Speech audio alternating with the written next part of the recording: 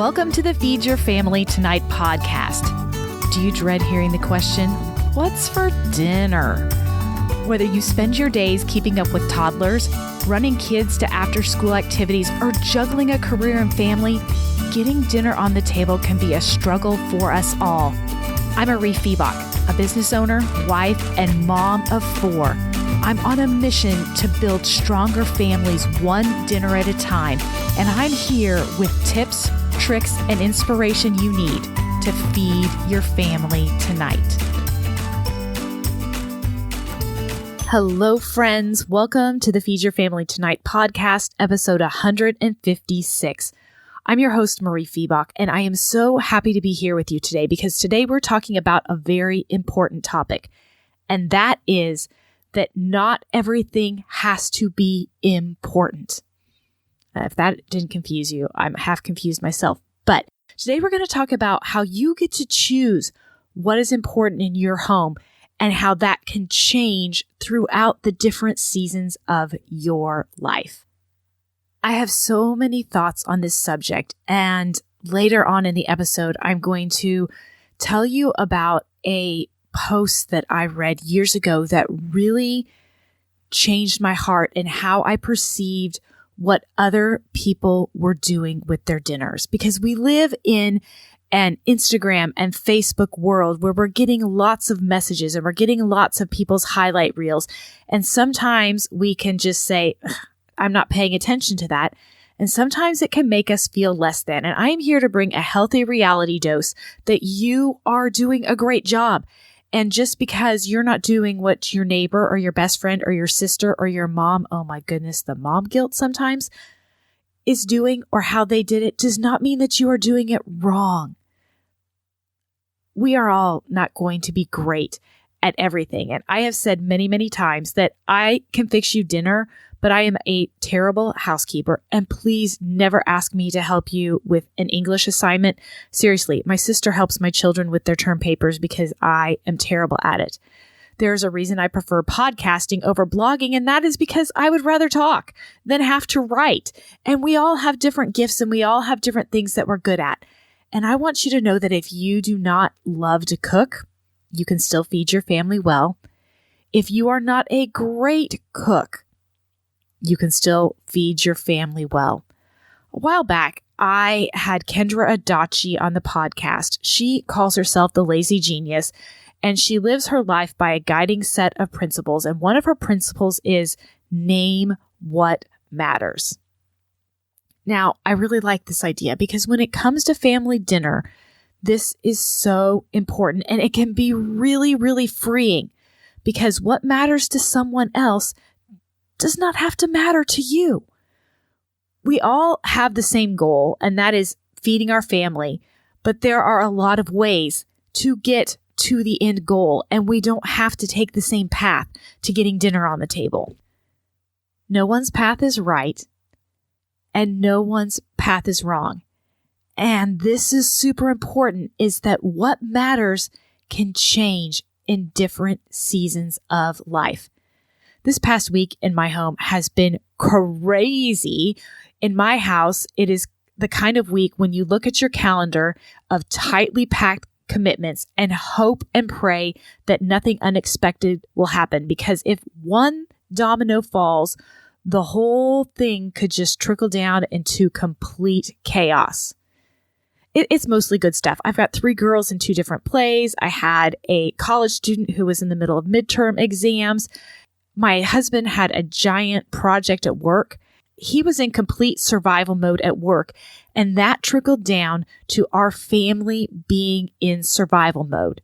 So what matters when I am in a season? For me, this was a week. For you, it might be larger. When I am in a season of survival mode, there are 4 things that matter to me. The first one is that everyone gets fed. The second one is that my kids get a reasonable amount of nutrition, and I'm going to dig into that one a little bit deeper. The third one is that I don't make anything complicated that takes too much of my bandwidth because the margin of error in a crazy week is really narrow. And the fourth thing that matters is that there are plenty of leftovers so that my children can take early plates. They can make late plates, that they can have really hearty lunches and hearty snacks. So I want to make sure that whatever I'm making for dinner, that I am making double that and sometimes even more, so that there is plenty of hearty food that they can eat whenever they happen to be floating in and out of the house. Now, if you have littles, it's a little different, but I've got teenagers and 2 of them are driving. And that means that there's a lot of freedom and they're coming in and out at different times. What doesn't matter in busy seasons, I have 3 things, and this is just as important as what does matter. And I'm going to dig into that a little bit too. What doesn't matter, number 1, is it doesn't have to be elaborate or fancy. The second thing, and this is where I'm talking about nutrition, is it does not have to be perfectly nutritionally balanced. It's 1 week, friends, and I always have plenty of veggies in my house. I'm going to try and make sure that I've got some good lean protein, but I'm not going to panic if a kid has frozen chicken nuggets for dinner when they get home at 10 o'clock at night from play practice. The third thing that doesn't matter is that we all eat together at the same time. Say, what? Aren't you the person who advocates for family dinners? You bet. But not this week. And you know why not this week? Because I have no idea when my husband's going to get home. I have kids that their schedule dictates that there is not a time where they are all physically home at the same time.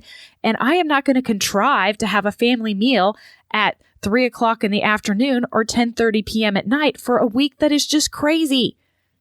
We get plenty of family time, and I make it a priority in other seasons. But when you've got a week where you're in complete survival mode, it is not a priority that my family is sitting down to eat together all at the same time. This takes the burden off my husband when he is working on a crazy work project. He doesn't feel the pressure to have to rush home when he could be more efficient and just spend another 30 minutes at work to kind of finish what he's doing. And it honestly makes my life easier because I can cook whenever it works for me. I've talked before about my friend Shannon, who used to make dinner at 10 o'clock in the morning, and she would put individual portions of the dinner in the refrigerator. And whenever her family came in and out, they just grabbed whatever was in their container and ate it when they were able to. That's kind of similar to what I have done this week. Usually when we have days where we are not all home at the same time, I'll write on my weekly meal plan that I post on Instagram every Monday. I'll put the meal time, and then I'm going to put /shifts for my dinner bell on the Feed Your Family Tonight weekly meal planning sheet. And that usually means that we eat together except for one person who's coming in or out and is going to have an early plate or a late plate. But 90% of the time, I am fixing them a late plate. So they're eating after the rest of us have eaten. But this week, my daughter was in the high school play, and between her work schedule, her school, and her play, she had missed a lot of meals, and she was kind of grabbing random granola bars here and there. Sometimes she'd eat the salad that I would make her at dinner time, and it would sit, but she wouldn't actually eat dinner because by 10 o'clock at night, after you've eaten granola bars and candy all day, you really don't want to sit down to a bowl of beef soup. And she was in need of what I would call, quote unquote, real food. She just needed some dinner food rather than all of these weird snacks. So I decided to make dinner at 4 o'clock in the afternoon for a couple of days so that she could eat a dinner with protein and veggies before she left off for play practice.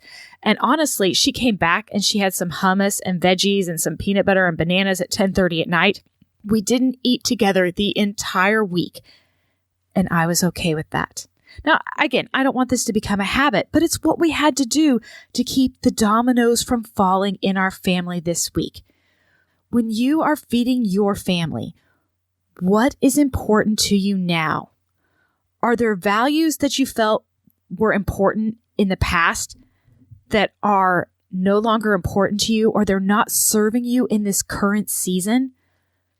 One thing that was really important to me in the past was that I had a really tight grocery budget. But as our family's finances evolved, our budget kind of expanded a little bit. And there were seasons in my life where it was worth it for me to go to 4 grocery stores to get the best price on every item in my cart. And there was nothing wrong with that. But now, my time is getting a little more valuable than the cost of what's in my grocery cart. And it is less important if I pay $1 more for the cottage cheese at my Dillon's store rather than making an extra trip to the Walmart where the cottage cheese is $1 less to get the best price. It doesn't bother me to pay the extra $1 to get the cottage cheese because my time is becoming more valuable right now. You may be in a season where your money is really tight and going to a few stores is more valuable. And you may be in a season where it's okay to pay the extra $1 to get the cottage cheese. Both are fine, but you need to identify what kind of season you are in and what is important to you right now. Another example is that not everything in my house has to be homemade. There was a time where I made my own granola bars and I breaded my own chicken nuggets and I made my own homemade chicken broth all the time. I never bought a box of chicken broth. Well, now I love my homemade chicken broth and I make it anytime I have chicken bones, but I have been known on more than one occasion to buy a box of chicken broth and it's totally fine. I have chicken broth in my cart pretty regularly now because I'm not making as many roast chickens because our life has changed a little bit and I don't have as many bones. Plus, the box broth is kind of easy and it's kind of convenient. And there are days where that's just what I need. You may be in a season where you value having everything homemade, and you may be in a season where everything is coming from the freezer section or the deli section. Neither are wrong. So what season are you in right now? What are the things that matter to you right now? Maybe you have some new health concerns and you are having to drastically change the way that you are cooking and you are feeding your family and feeding yourself. Then things that are going to matter are every ingredient, and you're going to be reading the boxes and the bags to make sure that there aren't any of the allergens or things that you are trying to avoid in the food. There also may be seasons where you are just grabbing whatever is the cheapest off the shelf, and it doesn't matter too much what the ingredients are. My whole point in this is that everything cannot matter, because when everything matters, nothing matters. You have to choose what is important to you and your family in this season. I said at the beginning of this podcast that there was a post that I read a while back that really challenged my thinking. And it was a really great reflection, and I kind of wish I could find it because there was just some really great information that this author had. And basically, it was a reflection on this mother who had this Pinterest perfect birthday party for her child. There were a lot of moms that were kind of giving her some flack for it, like rolling her eyes that she was this Pinterest perfect show mom. But what they missed was that this mother loved every bit of color coding everything from the invitations to the handmade party decorations to the handmade cookies that were on the well-decorated table. She went all out, and it brought her so much joy. But the other moms kind of shamed her for having this perceived perfection. And the author said that this mother should not feel bad about crafting a lovely party because it brought her joy. She wasn't doing it to make the others think that she was perfect. She did it because she wanted to. So if you are that Pinterest mom who is having everything organic and everything homemade, and that is what is important to you in this season, do not apologize for it. And if you are the mom who is in a crazy busy season and the birthday party is nothing but some streamers and some cupcakes that you bought from the grocery store, that is okay too. You see, both of these moms can name what matters to them. And that's what happens when you name what matters to you when you are feeding your family. Everything from 100% homemade, organic, local food, all the way to a table that is having nothing but frozen dinners. with people kind of floating in and out, and everything in between is okay. The value I want to share is that family dinners are really important, but it doesn't have to be perfect to still create an environment where stability and connection are happening with your family. Family dinners are a great way to build stability and connection with your family. But if you have a day or a week or a season where your daughter is catching random granola bars here and there, it is okay to name what matters for this season and change how you are feeding your family, because feeding your family is enough. Friends, I have said this before. You are enough. I am here to help you if you have questions about challenges that you're having. Apply to come and do an on-air coaching call.